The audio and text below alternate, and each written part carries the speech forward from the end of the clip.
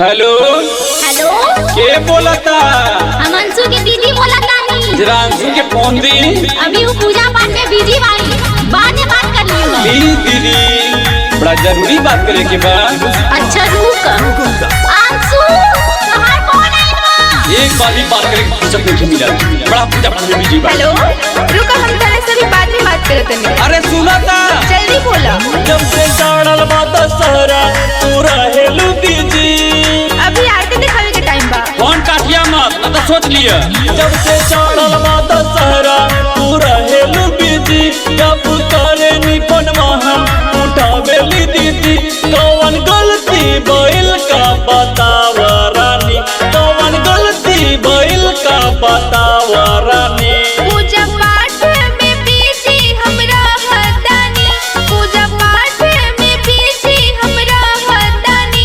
9 दिन मैया के 9 दिन मैया के 9 रात कइले बानी। 9 दिन मैया के 9 रात कइले बानी। बुझला हो? हाँ बहुत बुझाता नहीं, बहुत पूजा पाठ में बिजी रहता हूँ। काहे नहीं का समझत? अभी नवरात्रि चलता ना, बात तो रोज होकबे करेला। हम कुछो नहीं के जानत, पहले हमरा से बतियाला तब पूजा पाठ करिया। देखा, ऐसा मत बोला। उनके ही दया से तो हमने सब खुश बानी। मैया के ध्यान में मगन बानी, तोहरा से अभी बतियाइब न हो। ए सुन, नैहर जाए बका। अरे ना जी, माई ही संसार के रचयिता बड़ी, ऐसा ना बोली।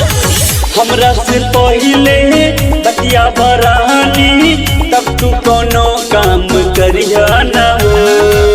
दिमाग के गौरव रानी करो न हो, न त तोरा से बतियाइब न हो। बात कोरे के मन खूबे करता रानी, बात कोरे के मन खूबे करता रानी।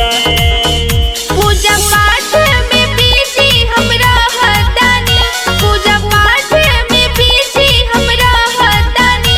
9 दिन मैया के 9 दिन मैया के 9 रात कइले बानी। 9 दिन मैया के 9 रात कइले बानी। समझला हो? ना तू समझा ना।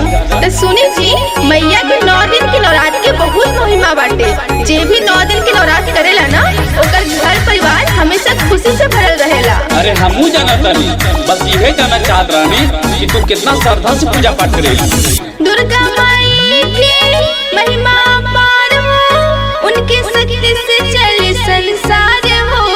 हाँ सही बोला तड़ू। अब फोन रखा, जाके पहले माई की आरती दिखाओ। तब बोला जय माता दी। माई के गुण गान करबो रानी, हमनी के करी है बेड़ा पार हो।